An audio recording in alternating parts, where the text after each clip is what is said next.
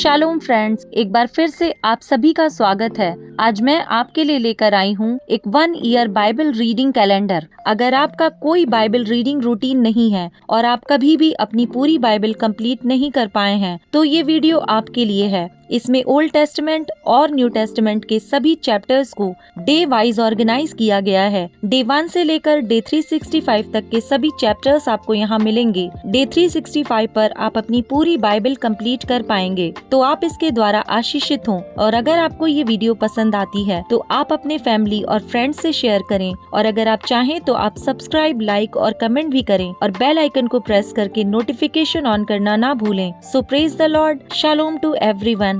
Let's get started.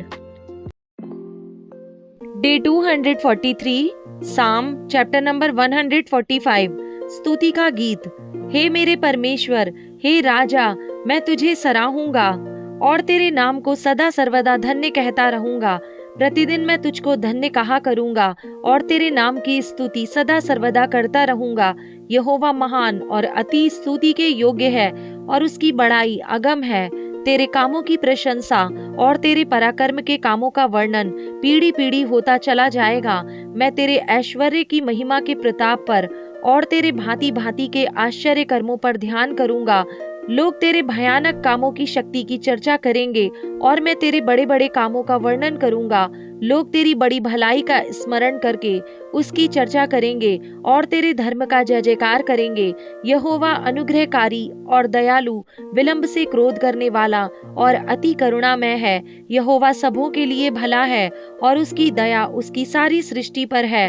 हे यहोवा, तेरी सारी सृष्टि तेरा धन्यवाद करेगी और तेरे भक्त लोग तुझे धन्य कहा करेंगे। वे तेरे राज्य की महिमा की चर्चा करेंगे और तेरे पराक्रम के विषय में बातें करेंगे कि वे आदमियों पर तेरे पराक्रम के काम और तेरे राज्य के प्रताप की महिमा प्रकट करें। तेरा राज्य युग युग का और तेरी प्रभुता सब पीढ़ियों तक बनी रहेगी।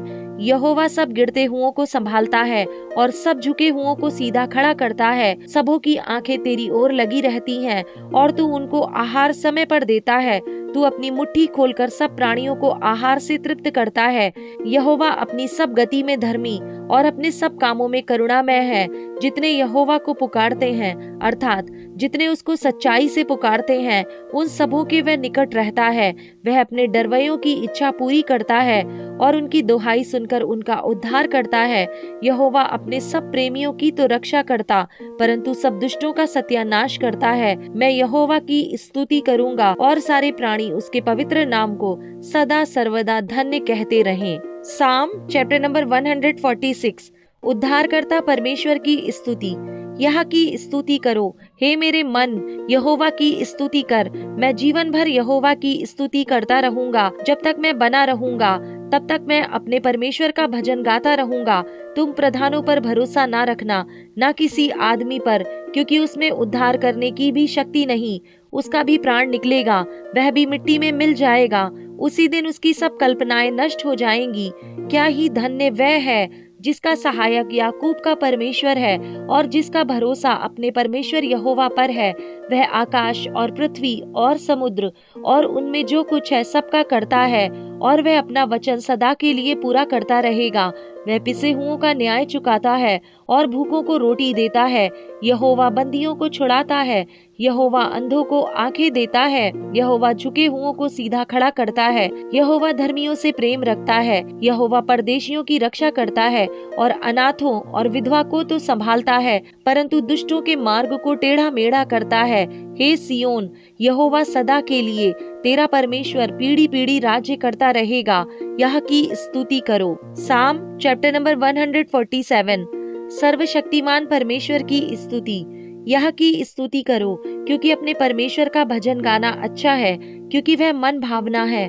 उसकी स्तुति करनी मन भावनी है। यहोवा यरूशलेम को बसा रहा है। वह निकाले हुए इजरायलियों को इकट्ठा कर रहा है। वह खेदित मन वालों को चंगा करता है और उनके शोक पर मरहम पट्टी बांधता है। वह तारों को गिनता और उनमें से एक एक का नाम रखता है। हमारा प्रभु महान और अति सामर्थी है, उसकी बुद्धि अपरंपार है। यहोवा नम्र लोगों को संभालता है और दुष्टों को भूमि पर गिरा देता है। धन्यवाद करते हुए यहोवा का गीत गाओ, वीणा बजाते हुए हमारे परमेश्वर का भजन गाओ। वह आकाश को मेघों से छा देता है और पृथ्वी के लिए मेह की तैयारी करता है और पहाड़ों पर घास उगाता है। वह पशुओं को और कौवे के बच्चों को जो पुकारते हैं आहार देता है। ना तो वह घोड़े के बल को चाहता है और न पुरुष के पैरों से प्रसन्न होता है। यहोवा अपने डरवैयों ही से प्रसन्न होता है, अर्थात उनसे जो उसकी करुणा की आशा लगाए रहते हैं। हे यरूशलेम, यहोवा की प्रशंसा कर। हे सियोन, अपने परमेश्वर की स्तुति कर, क्योंकि उसने तेरे फाटकों के खम्भों को दृढ़ किया है और तेरे लड़कों को आशीष दी है। वह तेरी सीमा में शांति देता है और तुझको उत्तम से उत्तम गेहूं से तृप्त करता है। वह पृथ्वी पर अपनी आज्ञा का प्रचार करता है, उसका वचन अति वेग से दौड़ता है। वह ऊन के समान हिम को गिराता है और राख के समान पाला बिखेरता है। वह बर्फ के टुकड़े गिराता है, उसकी की हुई ठंड को कौन सह सकता है। वह आज्ञा देकर उन्हें गलाता है, वह वायु बहाता है तब जल बहने लगता है। वह याकूब को अपना वचन और इज़राइल को अपनी विधियां और नियम बताता है। किसी और जाति से उसने ऐसा बर्ताव नहीं किया और उसके नियमों को औरों ने नहीं जाना। यह की स्तुति करो।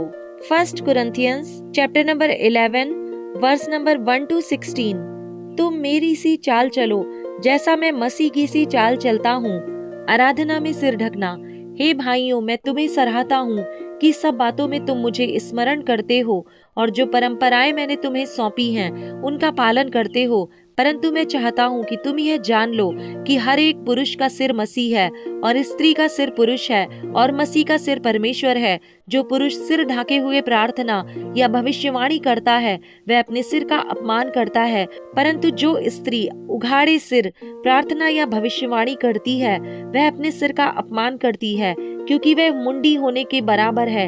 यदि स्त्री ओढ़नी ना ओढ़े तो बाल भी कटा ले।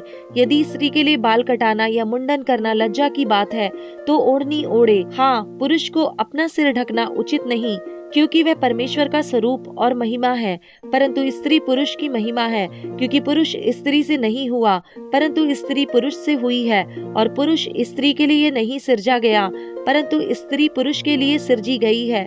इसीलिए स्वर्गदूतों के कारण स्त्री को उचित है कि अधिकार अपने सिर पर रखे। तो भी प्रभु में ना तो स्त्री बिना पुरुष और ना पुरुष बिना स्त्री के है, क्योंकि जैसे स्त्री पुरुष से है वैसे ही पुरुष स्त्री के द्वारा है, परंतु सब वस्तुएं परमेश्वर से हैं। तुम आप ही विचार करो, क्या स्त्री को उघाड़े सिर परमेश्वर से प्रार्थना करना शोभा देता है? क्या स्वाभाविक रीति से भी तुम नहीं जानते कि यदि पुरुष लंबे बाल रखे तो उसके लिए अपमान है, परंतु यदि स्त्री लंबे बाल रखे तो उसके लिए शोभा है, क्योंकि बाल उसको ओढ़ने के लिए दिए गए हैं। परंतु यदि कोई विवाद करना चाहे तो ये जान ले कि न हमारी और न परमेश्वर की कलीसियाओं की ऐसी रीति है।